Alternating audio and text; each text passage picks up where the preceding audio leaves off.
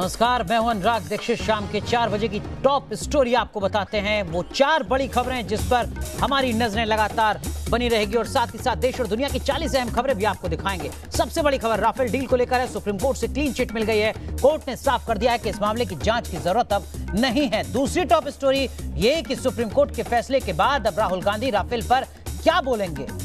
तीसरी top story में दिल्ली में एयर इमरजेंसी है, लोगों को सांस लेना मुश्किल हो रहा है। और चौथी बड़ी खबर पाकिस्तान से जुड़ी, पाकिस्तान का पक्का इलाज आखिर कब होगा। एक बार फिर बॉर्डर पर नापाक फायरिंग हुई है जिसमें 6 निर्दोष घायल हुए हैं। तो ये 4 बड़ी खबरें जिस पर लगातार नजरें हमारी बनी रहेंगी, लेकिन सबसे पहले आपको दिखाते हैं देश और दुनिया की 20 बड़ी खबरें। राफेल डील पर केंद्र सरकार को सुप्रीम कोर्ट से क्लीन चिट, पुनर्विचार याचिका खारिज। राजनाथ सिंह ने किया स्वागत, कहा सरकार की पारदर्शिता पर लगी मोहर। चौकीदार वाले बयान पर राहुल गांधी को सुप्रीम कोर्ट की नसीहत, बयान देने से पहले ध्यान रखें राहुल। बीजेपी ने कहा भ्रष्टाचार में रंगे हैं कांग्रेस के हाथ। जेएनयू में छात्रों ने स्वामी विवेकानंद की मूर्ति को बनाया निशाना, कैंपस में तनाव का माहौल। बीजेपी के खिलाफ छात्रों ने की नारेबाजी। बीजेपी में शामिल हुए कर्नाटक के 15 बागी विधायक, सीएम येदियुरप्पा की मौजूदगी में थामा कमल। उपचुनाव के लिए 13 बागी विधायकों को दिया टिकट। हरियाणा में 17 दिन बाद खट्टर मंत्रिमंडल का विस्तार, 6 कैबिनेट और 4 राज्य मंत्रियों ने ली शपथ। अनिल विज बने कैबिनेट मंत्री। महाराष्ट्र में बीजेपी और शिवसेना के बीच जुबानी जंग, शाह के बयान पर राउत ने कहा बंद कमरे में हुई बात पीएम मोदी तक नहीं पहुंचाई गई। दिल्ली एनसीआर में खतरनाक स्तर पर पहुंचा पॉल्यूशन, आज 500 तक पहुंचा एयर क्वालिटी इंडेक्स। 2 दिन के लिए स्कूल कॉलेज बंद। 18 नवंबर से 13 दिसंबर तक चलेगा संसद का शीतकालीन सत्र। 17 नवंबर को सरकार ने बुलाई सर्वदलीय बैठक, संसद सत्र के कामकाज को लेकर होगी चर्चा। मृतक के परिजन के साथ बदसलूकी करने वाले अमेठी के डीएम को हटाया गया। सोशल मीडिया में बदसलूकी का वीडियो हुआ था वायरल। जम्मू कश्मीर के कुपवाड़ा में पाकिस्तान ने तोड़ा सीजफायर, रिहायशी इलाकों को बनाया निशाना। 6 स्थानीय लोग घायल, भारतीय जवानों ने की जवाबी कार्रवाई। पाकिस्तान के पूर्व राष्ट्रपति परवेज मुशर्रफ का बड़ा कबूलनामा, कहा भारतीय सेना से लड़ने के लिए कश्मीरियों को पाकिस्तान में दी जाती थी ट्रेनिंग। वाराणसी में बीएचयू के छात्रों में 2 गुटों में हिंसक झड़प, जमकर हुआ पथराव, भारी संख्या में फोर्स तैनात। चेन्नई एयरपोर्ट पर कस्टम विभाग को बड़ी कामयाबी, 2 अलग अलग यात्रियों से 6 गोल्ड बार और करीब 45 लाख की विदेशी करेंसी जब्त। इटली के वेनिस में बाढ़ का कहर, घरों और ऐतिहासिक इमारतों में घुसा पानी। बारिश ने 166 साल का तोड़ा रिकॉर्ड, इमरजेंसी सर्विस लागू की गई। जाने माने गणतज्ञ वशिष्ठ नारायण सिंह का निधन, गुरुवार को पीएमसीएच में लिया आखिरी सांस। सीएम नीतीश कुमार ने निधन पर जताया शोक। चंद्रयान 2 के ऑर्बिटर ने भेजी चांद की नई तस्वीरें, 100 किलोमीटर दूर से गड्ढे की 3D तस्वीर आई सामने, इसरो ने जारी की तस्वीरें। मिस्र की राजधानी काहिरा में लैंडिंग के दौरान विमान के पहिए में लगी आग, बाल बाल बची 196 यात्रियों की जान। बाल दिवस पर दिल्ली में बच्चों के दुनिया के सबसे बड़े मैराथन का आयोजन, बड़ी संख्या में बच्चों ने लिया हिस्सा। पहले टेस्ट में भारत के गेंदबाजों के आगे बांग्लादेश के बल्लेबाज पस्त, पहली पारी में पूरी टीम 150 पर आउट। मोहम्मद शमी ने लिए सबसे ज्यादा 3 विकेट। अपनी शादी की पहली सालगिरह पर तिरुपति बालाजी मंदिर पहुंची दीपिका पादुकोण, पति रणवीर सिंह के साथ की पूजा अर्चना।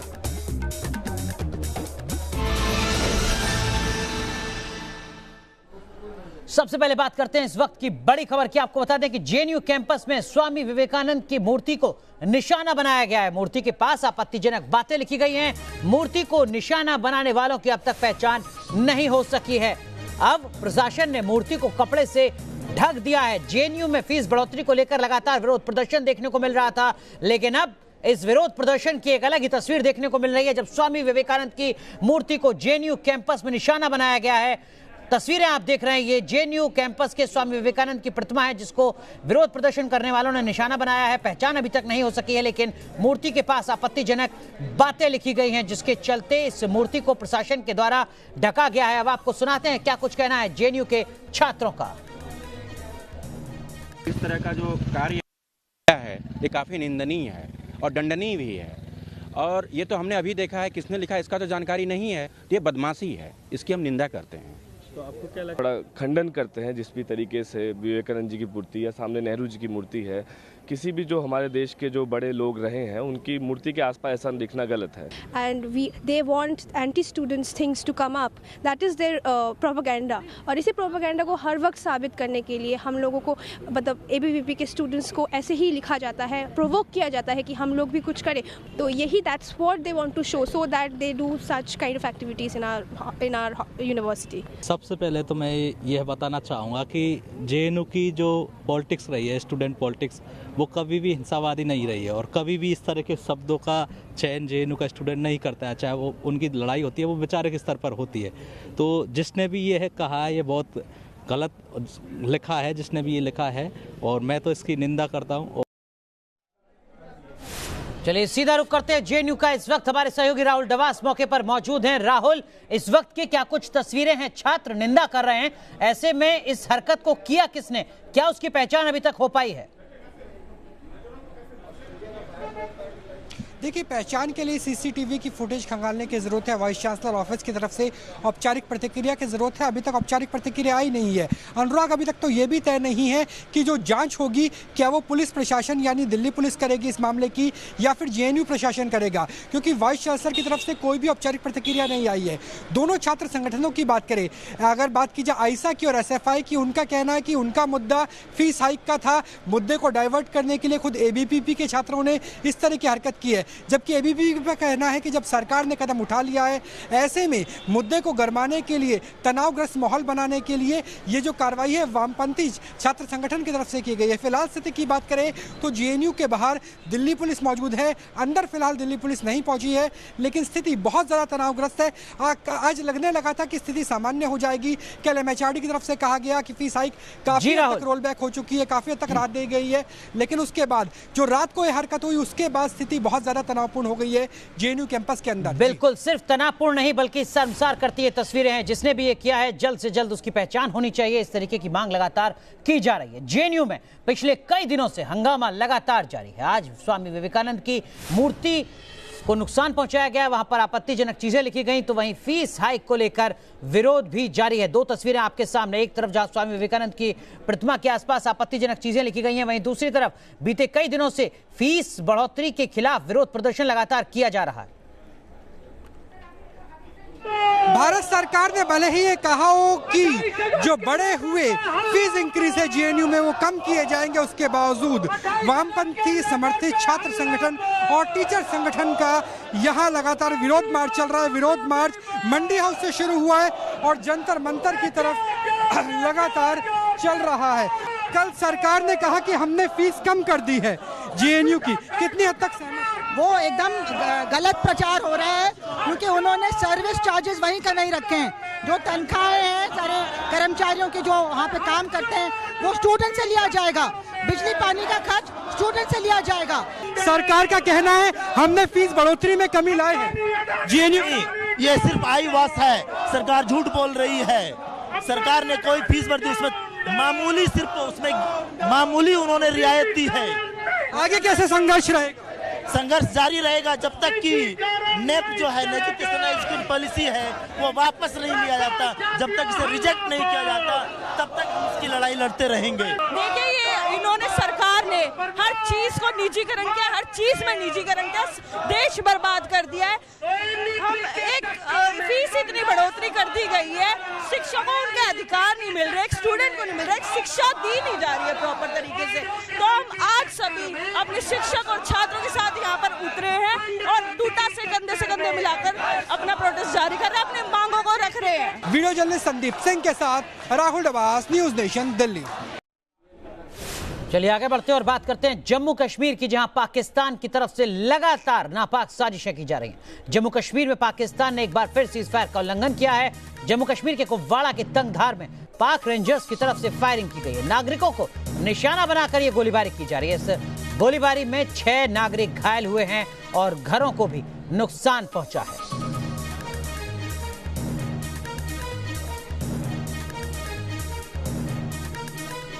तो आप ये तस्वीरें देख रहे हैं जम्मू कश्मीर की, जहां पर एक बार फिर पाकिस्तान की तरफ से सीजफायर का उल्लंघन किया गया, नागरिकों को निशाना बनाया गया।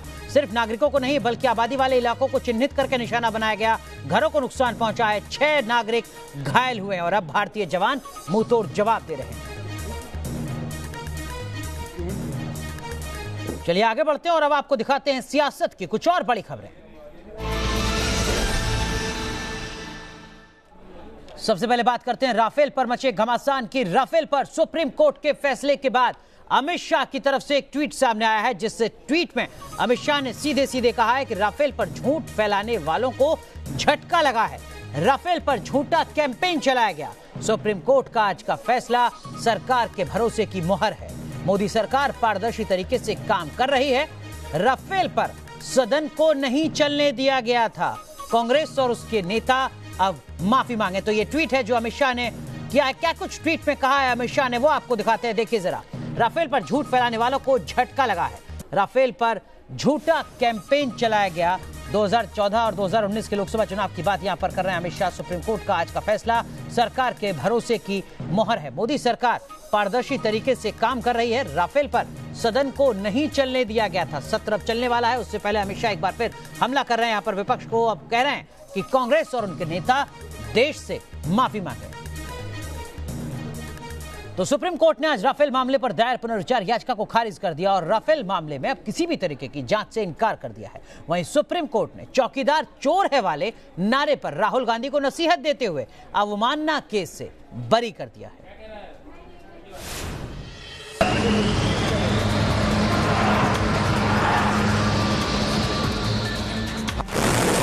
राफेल पर चौकीदार प्योर है। सुप्रीम कोर्ट ने राफेल पर खारिज की पुनर्विचार याचिका। अब नहीं होगी राफेल सौदे पर जांच। राफेल सौदे पर सुप्रीम कोर्ट से मोदी सरकार को बड़ी राहत मिली। राफेल डील पर पुनर्विचार याचिका पर फैसला देते हुए सुप्रीम कोर्ट ने किसी भी जांच से इनकार कर दिया है। इस मामले पर फैसले के बाद जो बड़ी बात निकलकर सामने आई है, उसके मुताबिक अब राफेल सौदे की जांच नहीं होगी।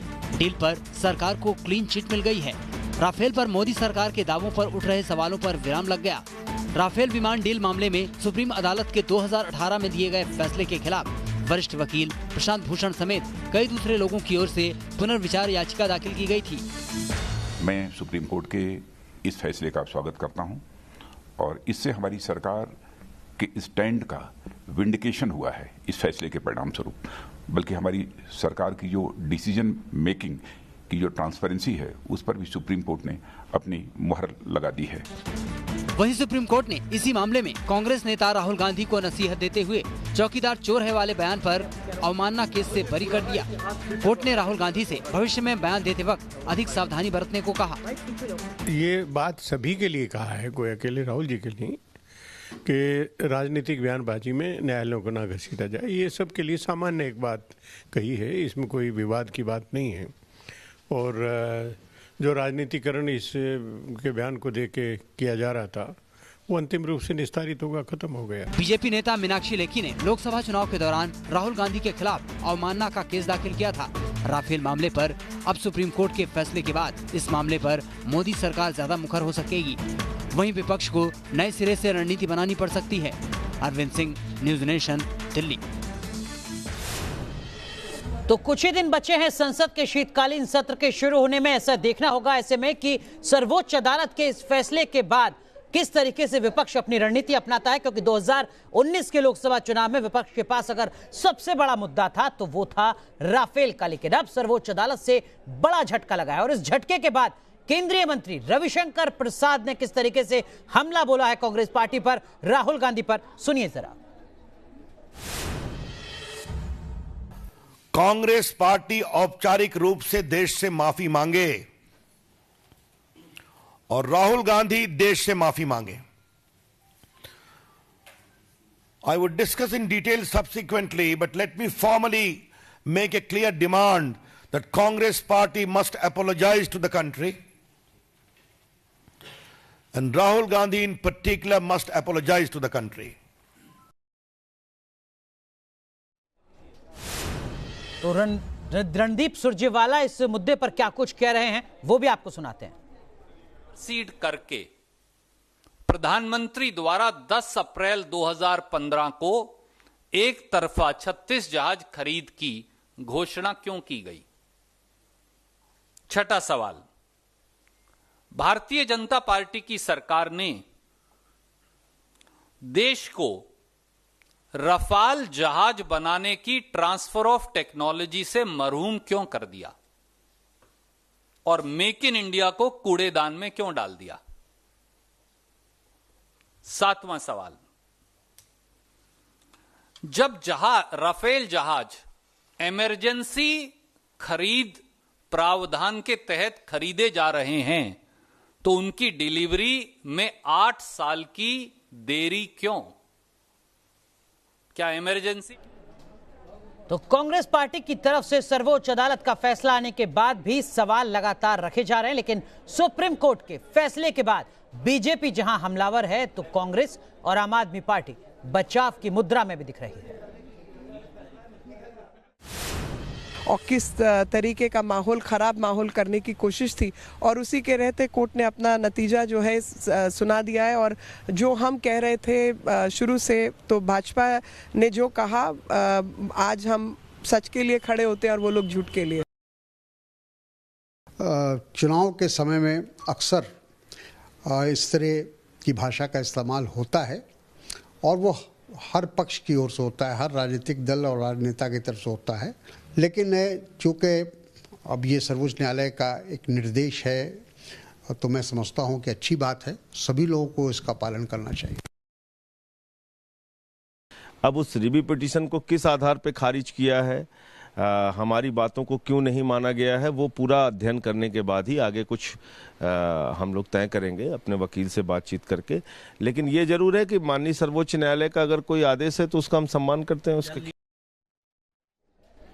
तो सर्वोच्च अदालत पर आज नजरें सबरीवाला मामले को लेकर भी टिकी हुई थी। वो मामला जिसमें 2018 में कहा गया था कि किसी भी उम्र की महिला मंदिर में जाकर प्रवेश कर सकती है। 50 से ज्यादा पुनर्विचार याचिका थी, जिसको आज सर्वोच्च अदालत ने एक बड़ी बेंच को भेजे जाने का फैसला सुनाया है।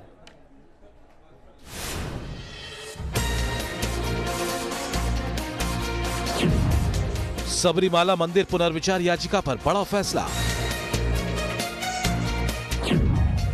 सुप्रीम कोर्ट ने 7 जजों की बेंच के पास भेजा मामला। अब 7 जजों की बेंच तय करेगी सबरीमाला में महिलाओं के पूजा का अधिकार। अयोध्या के बाद अब सुप्रीम कोर्ट ने सबरीमाला मंदिर विवाद पर दाखिल पुनर्विचार याचिका पर फैसला सुनाया है। शीर्ष अदालत इस मामले को बड़ी बेंच के पास भेजे जाने के पक्ष में है। सुप्रीम कोर्ट ने सबरीमाला विवाद को सुप्रीम कोर्ट की बड़ी संवैधानिक बेंच को रेफर कर दिया है। अब सुप्रीम कोर्ट की 7 जजों की बेंच सबरीमाला विवाद पर विचार कर फैसला देगी। सीजेआई रंजन गोगोई की अगुवाई वाली बेंच ने 3-2 के बहुमत से ये फैसला सुनाया। फैसले में सीजेआई ने कहा कि किसी व्यक्ति के पूजा के अधिकार और समुदाय विशेष की धार्मिक परंपरा को नजरअंदाज नहीं किया जा सकता। सबरीमाला मंदिर में महिलाओं के पूजा संबंधी अधिकार की लड़ाई लड़ने वाले सामाजिक संगठन सर्वोच्च अदालत के इस फैसले पर खुश दिखाई दिए, लेकिन इस मामले की जल्द सुनवाई की अपील की। हमें पूरी तरह फिर से एक उम्मीद है कि अभी निर्णय जो है वो 3+2 का आ रहा था। इसमें 3 जज का जो स्टेटमेंट था वो महिलाओं के बाजू से था और 7 जज का जब बेंच वहाँ पे निर्णय के लिए आएगा तो पूरी तरह महिलाओं के अधिकार की ही जो है वहाँ पे जीत होगी। वहीं सुप्रीम कोर्ट के फैसले के बाद इस मामले से जुड़े वकील भी अदालत के फैसले को सकारात्मक बता रहे हैं। वो आई थिंक एक तरफ से अच्छी बात है क्योंकि और भी इन्वेस्टिगेशंस जारी रखेंगे अभी और डाइटी के बारे में और भी स्टडीज होंगे। बहुत हिस्टोरिक फैसला है, सुप्रीम कोर्ट ने रिव्यू किया, इसका यही अर्थ है, यही मीनिंग है कि वो वर्डिक्ट वाला गलत था। एक हिस्टोरिक डे है एंड सुप्रीम कोर्ट ने सभी रिलीजन का मैटर क्लब किया, हम ये स्वागत करते हैं। सबरीमाला मामले में केरल सरकार सुप्रीम कोर्ट के फैसले के खिलाफ रिव्यू पिटीशन को खारिज करने की मांग कर रही थी। मंदिर की देखरेख करने वाली त्रावणकोर श्राइन बोर्ड ने भी यू टर्न लेते हुए सुप्रीम कोर्ट के 2018 के फैसले को सही बताया था। 28 फरवरी 2018 को सुप्रीम कोर्ट ने 10 से 50 साल की महिलाओं के सबरीमाला मंदिर में एंट्री पर लगे बैन को हटा दिया था। अदालत के इस फैसले के खिलाफ पुनर्विचार याचिका दाखिल की गई थी। केरल में सबरीमाला में भगवान अयप्पा की पूजा होती है। सदियों से इस मंदिर में 10 से 50 साल की महिलाओं की एंट्री पर बैन था। 2018 में बैन हटने के बाद मंदिर में महिलाओं की एंट्री पर खासा विवाद हुआ था। पूरे मामले पर सियासी वार पलटवार भी हुए थे। अब बड़ी बेंच में केस रेफर होने के बाद इस मामले में महिलाओं का इंतजार एक बार फिर बढ़ गया है। दिल्ली से अरविंद सिंह के साथ टीम न्यूज नेशन। और अब बात उत्तर प्रदेश की। अमेठी में मृतक के भाई का कॉलर पकड़ने वाले डीएम को योगी सरकार ने हटा दिया है। पीसीएस अधिकारी से बदसलूकी के मामले ने जब तूल पकड़ा तो डीएम साहब को रवानगी का आदेश दे दिया गया। अब ये बताइए, हम इस समय खड़े हैं इस जिले का सबसे। उत्तर प्रदेश में अमेठी के डीएम साहब को कॉलर पकड़ना भारी पड़ गया। क्या आपको पता है कि करता है कि नहीं? एक शख्स से बदसलूकी का वीडियो वायरल हुआ तो योगी सरकार ने अमेठी से रुखसत का फरमान थमा दिया। अमेठी के डीएम प्रशांत कुमार के तबादले की वजह ये तस्वीर है जो सोशल मीडिया पर वायरल हो रही है। दरअसल डीएम साहब गोली कांड में मारे गए मृतक के भाई को सांत्वना देने की बजाय उसका कॉलर पकड़ने लगे, और वो भी कैमरे के सामने। अब ये बताइए, हम इस समय खड़े हैं इस जिले का सबसे वरिष्ठ अधिकारी यहाँ खड़ा है। इतने सारे लोग खड़े हैं, क्या आपको पता है कि उस आदमी बस करता है कि नहीं? पता है कि नहीं? पता है कि पता है कि नहीं? पता है।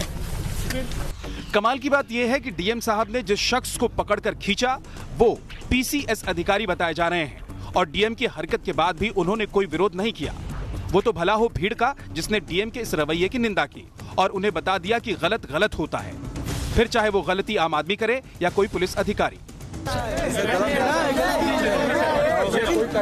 अमेठी के डीएम को भले ही अपना ये तरीका गलत ना लगता हो, मगर अमेठी के सांसद और केंद्रीय मंत्री स्मृति ईरानी ने अपने ट्वीट में बहुत कुछ कह दिया। स्मृति ईरानी ने सलाह दी, विनयशील एवं संवेदनशील बने, हमारा यही प्रयास होना चाहिए। जनता के हम सेवक हैं, शासक नहीं।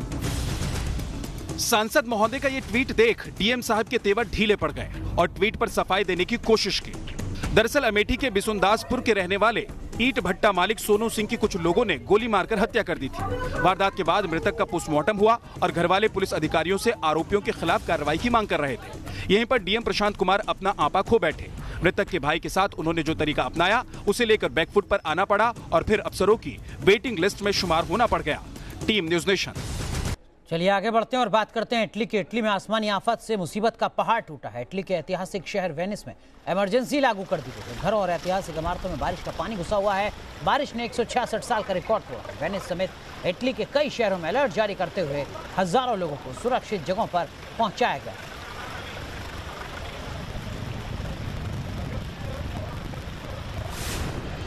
कोलंबिया के बोगोटा शहर से एक वीडियो सामने आया है। वीडियो में एक बिल्ली छोटी सी बच्ची को सीढ़ियों पर गिरने से बचाती हुई नजर आ रही है। सोशल मीडिया पर यह वीडियो काफी वायरल हो रहा है, जिसमें आप देख सकते हैं बच्ची धीरे धीरे सीढ़ियों की तरफ बढ़ रही है। तभी बिल्ली दौड़ते हुए वहां आती है और बच्ची को गिरने से बचा लेती है।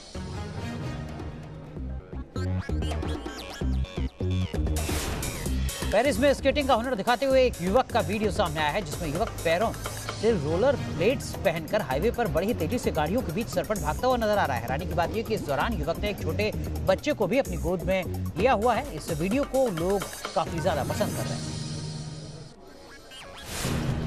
अपनी शादी की पहली सालगिरह पर तिरुपति के दरबार में पहुंचे दीपिका और रणवीर। मंदिर में विधि विधान से की पूजा अर्चना।